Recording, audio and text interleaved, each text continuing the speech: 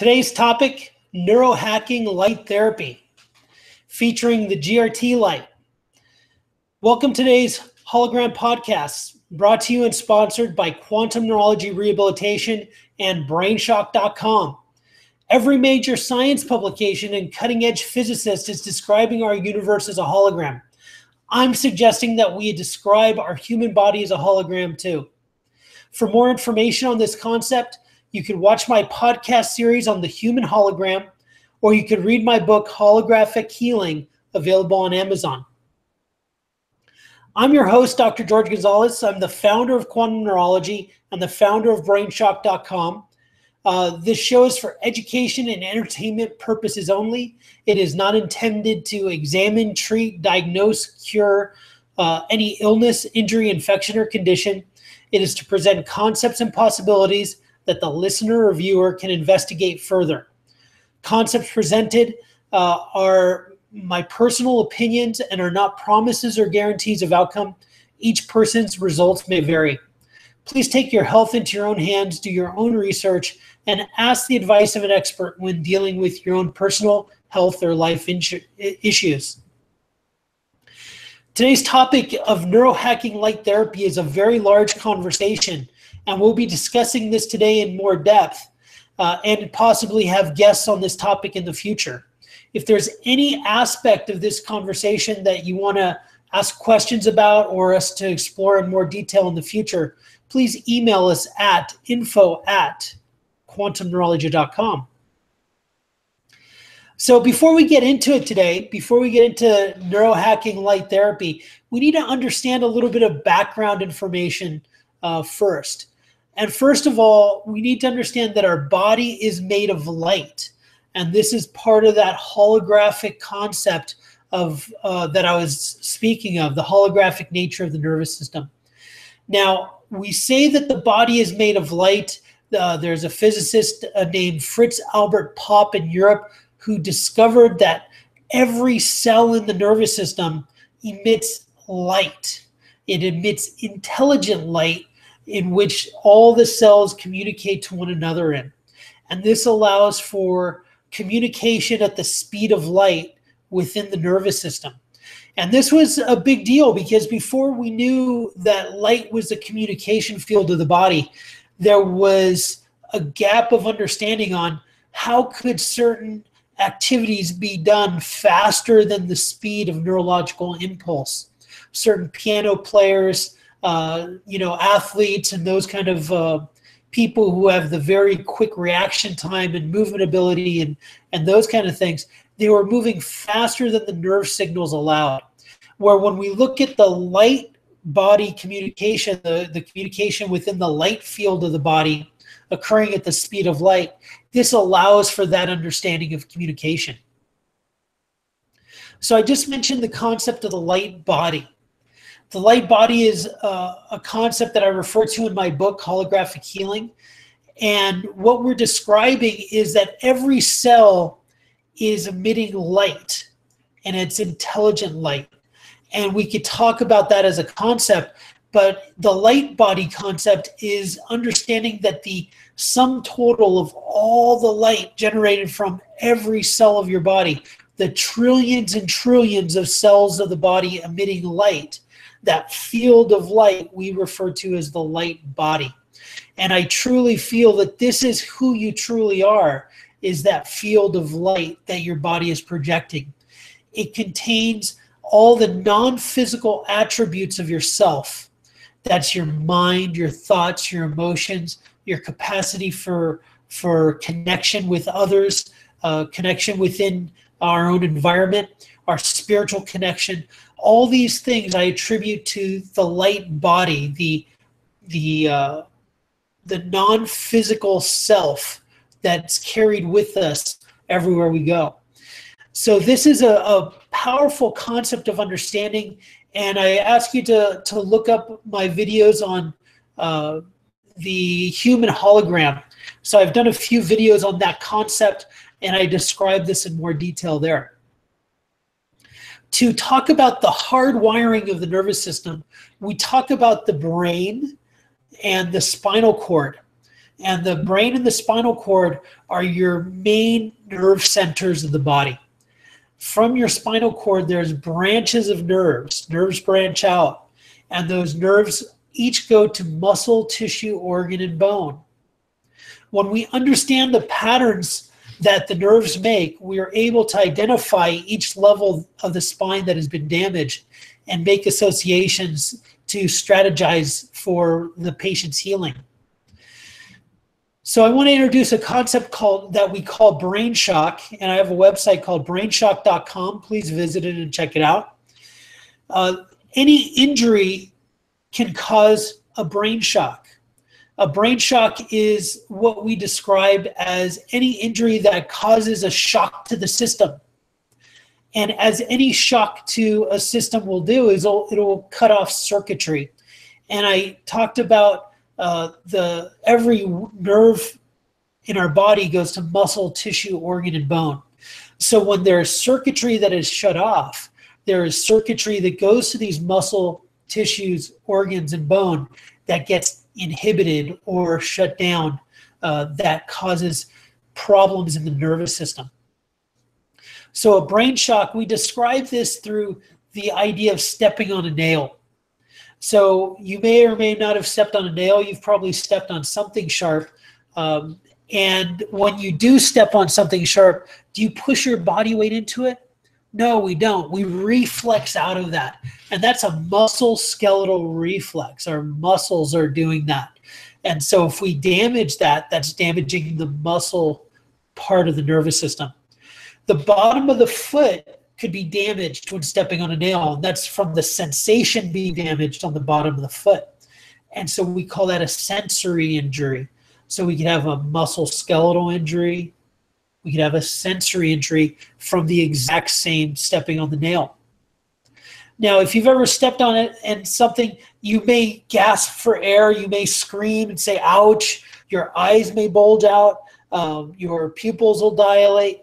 All these are called cranial nerve actions. These are nerves which affect our head and create our reality experience. So when we step on that nail, we have an effect that goes through the muscle skeletal. We have an effect that goes through the sensation. We have an effect that goes through the cranial nerves. Now, a person who may step on a nail, they may have their heart rate may go up, their blood pressure may rise, they may get chills up and down the spine, their body may go into sweating, instant sweating. All these things are called autonomic functions of the body. They happen automatically without our intellectual contribution. So, and the last way that could be affected is our organs could be affected by this injury. So the shared nerve supply at the bottom of the foot is S1, and the sexual organs, bowel and bladder, are also sharing the same nerve supply of S1. So if we step on a nail, we could affect muscle, we could affect sensation, we could affect cranial nerve, we could affect the autonomic function of the body, and we could cause organ dysfunction with the shared nerve supply of that injury. And in this example, damage to the sexual organs, bowel and bladder through the shared nerve supply of S1, the bottom of the foot. So this is what we describe as a brain shock. Any injury to the body is going to cause a shock to the system. And this shock to the system could shut off circuitry in different parts of the nervous system. This could affect change in the muscle skeletal part of the movement ability of the body. This could affect change in the sensation ability of the body. This could affect change in our reality perception, whether that's our vision, our seeing, our hearing, smell, or taste, or touch.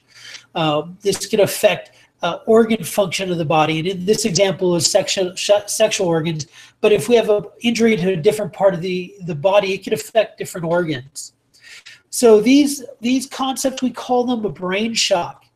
And ultimately, God only knows what's happening below the surface of the skin when we have these injuries. But to help visualize these concepts, I created an idea I call it darkening storm. So remember I talked about the light body. The body is full of light. Every cell, the trillions and trillions of cells are projecting light outward.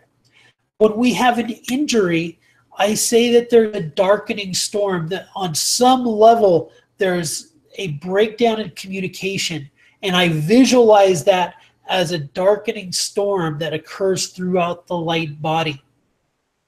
Now, why do I say it's a darkening storm? So if we go out at nighttime and there's lightning, we can see the dark sky pierced by the lightning. And so what I'm talking about is the opposite. We have our body of light being pierced by darkening. So the darkening storm is piercing the light body, and the inability of the body to communicate from one side of that darkening storm to the other is where we visualize the breakdown of communication in the body. And what we're doing in quantum neurology is we're using light therapy, and we're visualizing that we're bridging that communication through that breakdown that occurs. Again, ultimately, God only knows what's happening below the surface of the skin, but this is how I visualize what is happening in the body. So I'm not making a claim, I'm just demonstrating how I visualize the body works, and it's a model of thought for us to consider when we do rehabilitation on people. So in light therapy, we have three main philosophies in light therapy. There's the Meridian stimulation philosophy, which is probably the most popularly used action of light in the body. So people will use usually a single diode light therapy, either laser or LED. And a laser is a single beam of light. An LED is a light bulb, which shines the light outward. And whichever they use, they'll use that on a very specific meridian point, or most people may refer to those as acupuncture points, and they stimulate, attempting to achieve a similar stimulation they would with an acupuncture needle. I've known people who do acupuncture, and they may do this concept on top of the needles.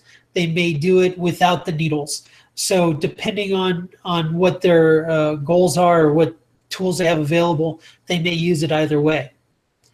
The second philosophy in light therapy is what we call tissue saturation philosophy. Now, tissue saturation means that they're just simply bombarding the tissue with light therapy.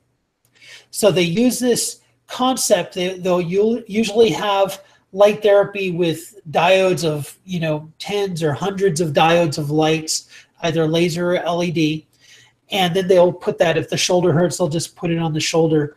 If the knee hurts, they'll put it over the knee. If the back hurts, they'll put it over the back. And this is similar concept of using an ice pack. Now, of course, it's a different therapy and stimulation, but just like you would use an ice pack locally over the area of discomfort or issue, you place the light therapy in a similar fashion over the area of problem. Now, this is, it's used very commonly. It's documented to get great results. The same with the Meridian stimulation. And now in quantum neurology, we do neuroactivation. Neuroactivation is a different concept completely. And what we're doing in quantum neurology is we're testing for nerve function. And when we find nerves to not be performing as they should, we use the light therapy in combination with specific nerve exercises to be able to activate that nerve function and elevate that nerve function. Our goal is to do that instantly. And usually we see results pretty quickly within 5 seconds of doing this. So of all the light therapy philosophies out there, our philosophy of neuroactivation philosophy is actually the quickest and the least use of light therapy. The tissue saturation philosophy, they usually use light therapy for maybe 30 minutes to an hour. The Meridian stimulation for several minutes at a time. Where in the neuroactivation concept, the light therapy per correction is used maybe 5 to 10 seconds.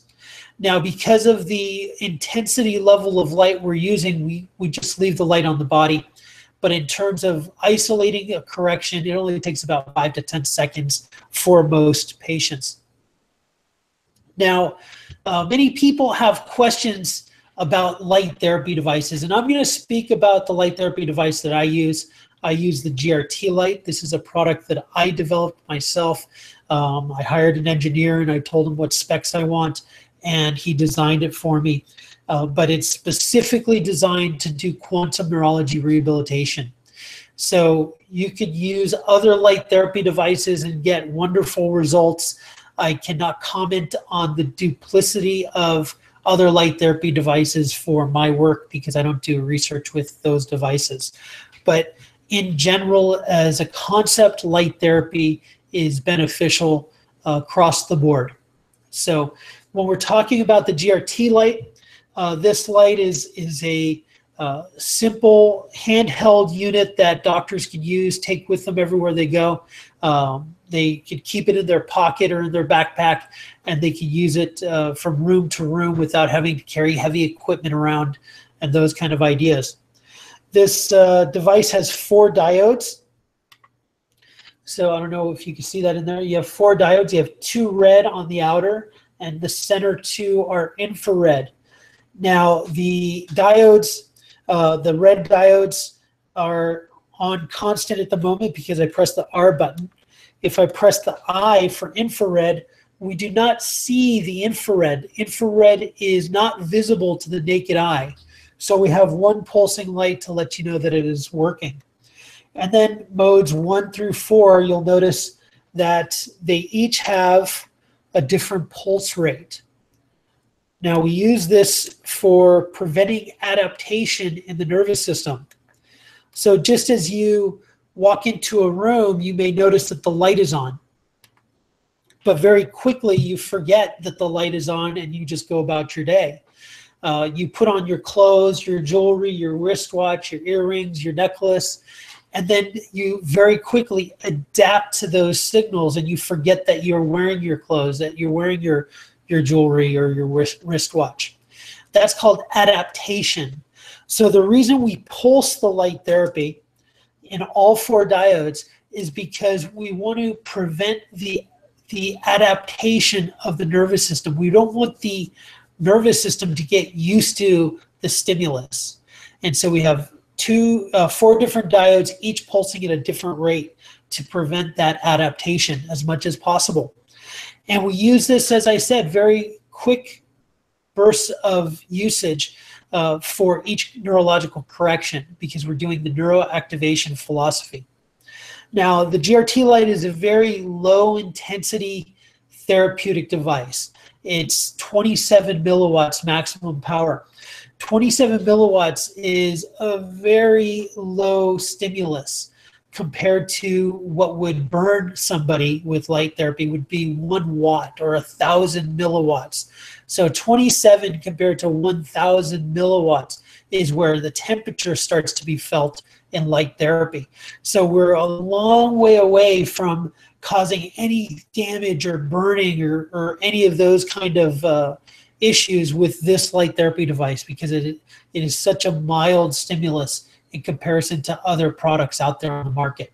So things that are over 1 watt of stimulation, those are considered class 4 devices because they increase the tissue temperature. And there's other specifics that have to be done to that. Now, the light therapy that I use, the GRT light, has red and infrared light.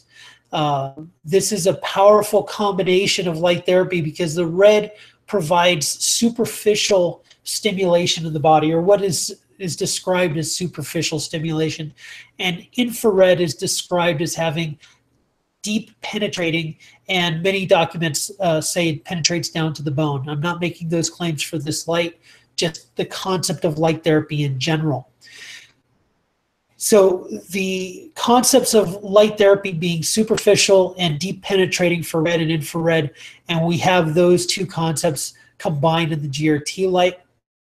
Again, it's lightweight, easy to use, and with the strategies that we teach doctors, we're confident that you'll get great results using this product. Now, many questions come into play about LED versus laser. Now, my product is an LED device, and I've worked with laser devices in the past. Now, clinically speaking, I personally have gotten similar results with LEDs and laser devices. The difference between them on a doctor's side is laser devices are usually much more expensive, in orders of magnitude of 10 to 100 times more expensive than the units that I'm presenting here today. The other concept is that the research has to be duplicated. For every laser therapy research, it would have had to be duplicated with an exacting LED research. And that's very difficult, expensive, time-consuming, and you can see how that would be very difficult. But with the research that's out there, and in an article titled, "Is Light-Emitting Diode Really Effective?" Within that article, I'm going to read a paragraph that says, "This new generation of LEDs also had its own phenomenon associated with photon intensity, namely photon interference, whereby intersecting beams of LED energy from individual LEDs produce photon interference, increasing the photon intensity dramatically and thus offering much higher photon intensities than older generation. For LEDs emitting at visible red and near infrared, similar to the GRT light wavelengths, the greatest photon intensity was actually seen beneath the surface of the target tissue. Due to the combination of the photon interference phenomenon and the excellent tissue scattering characteristics of light at these wavebands, the phenomenon together with the quasi-monochromaticity, sorry about that, it's a long word, meant that the new generation of LEDs was a clinically viable source for phototherapy or light therapy. Low-level laser therapy was therefore renamed by the U.S. photobiologist Kendrick C. Smith as low-level light therapy to encompass LED energy."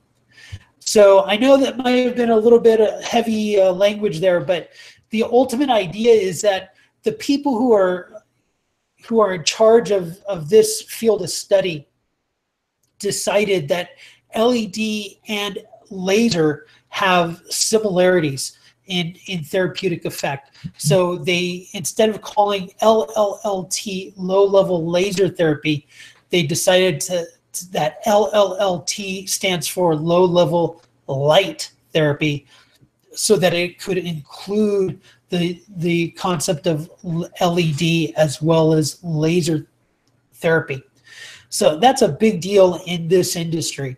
And it's important to understand these things when you're in the market to purchase a light therapy device. You may get a marketing person telling you that you have to have a laser and so on and so forth.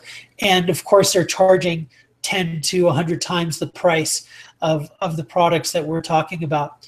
And then when you start looking at it on a clinical aspect, and that's where I designed this. I looked at the research. I looked at what information was getting the clinical results, and I designed my product specifically for quantum neurology using the specs that would be beneficial for this type of therapy. So let's talk about the concept of frequency and output when it comes to light therapy. Now, this is a area that trips people up a little bit, but I'm going to try to simplify it. Frequency is measured in nanometers. Nanometers refers to what color is your light therapy device. Is it red? Is it green? Is it blue? Is it purple? Is it infrared, which is not visible to the naked eye? So frequency refers to the nanometers. And I consider this to be the radio station knob. So when you're trying to choose which radio station you're listening to, that's the frequency in which we're looking for the light therapy.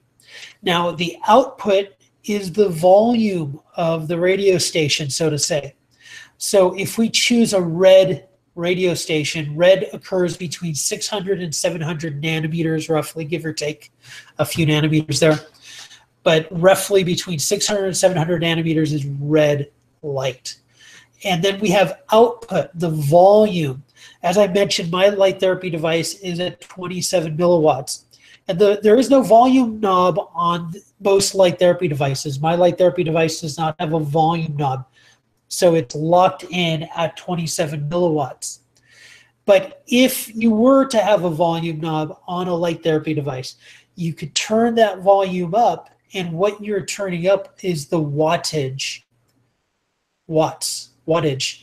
So at 27 milliwatts, that's 1,000 times less than 1 watt. If you turn that volume knob up to 1 watt, that same frequency of red light could now be intense enough or hot enough to burn tissue.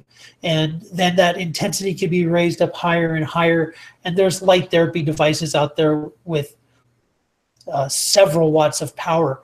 Those are the class 4 devices. Now, there's products on the market also that have infrared.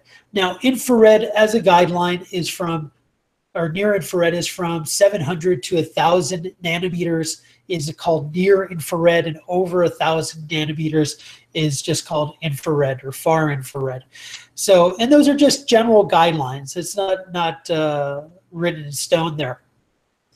And so, and once again, when talking about light therapy as a concept, the red is more superficial stimulating, and the infrared is more deep penetrating. So these are the concepts of frequency and output. So when you want to work with a product or light therapy device, you want to be very clear on what output you want, how powerful you want the device to be. Do you want a class 4 device? Class 4 device, think of ultrasound if you're a doctor out there, where you have to move the head of the unit to prevent burning of the patient, just like an ultrasound machine. So the higher the intensity, you may also have to have glasses that you and the patient wear, the higher the intensity of the light therapy device that you're using. For the low intensity that we're using with the GRT light, it's not necessary. And we do have a warning to avoid eye exposure, but the risk is very, very low. So these are many of the concepts that we talk about in light therapy. Now, we talked about the GRT light a little bit. We talked about the specs being 4 diodes, red and infrared, 27 milliwatt maximum output. It's also FDA registered, and we have claims that we're able to make for the short-term rehabilitation of neck pain and carpal tunnel. Please check our website for the specifics of that. But we don't worry about the claims of the product, because we're using the light therapy as a stimulus device. We're using this to stimulate the nervous system to create an awareness so that the body can start healing itself on a higher level. And this is the concept that we're using within quantum neurology, is we look for the neurological functions that should be working in the body. If they're not working, we use light therapy as a stimulus in conjunction with nerve-specific exercises. And that's what we found is a combination that really delivers results in rehabilitation. So we're not promising or guaranteeing results in quantum neurology. I want to be very clear. I want to be very clear because people get confused because we get such wonderful results. People think that this is magic or voodoo or something of that nature, and it's not. It's nerve-specific exercises used in conjunction with light therapy. And just like you have to go to the gym, I can't promise or guarantee if you go to the gym you're going to get fit, lose weight, or be stronger. But you know what? If you go to the gym every day and you do what you're supposed to do and you eat right, it's very likely that you will lose weight and get stronger and be more fit. Similarly, with neurological rehabilitation, we cannot promise or guarantee a result, but I'm pretty confident that if you exercise the specific nerve actions, that are weakened or inhibited, and you do this consistently, our experience is that these functions get stronger and more fit and allow for the body to work at a higher level, all on its own efforts. So these are the concepts within light therapy that I'm presenting today. I want to thank you so much for being here. Thank you for supporting the Hologram podcast. And I want to leave you with the quote from my book, Holographic Healing, available on Amazon. A rainbow is a holographic projection of light through water. Life is a holographic projection of light through your nervous system. This is demonstrating that our body is a hologram. Our body is made of water. It's made of light. It's projecting the same light and water. It's projecting the same light that the water in the rainbow is being projected. And so I feel that that demonstrates that our body is a hologram, and I want you to think on that and come visit us again soon at the Hologram podcast. Thank you for supporting us, and we'll see you soon.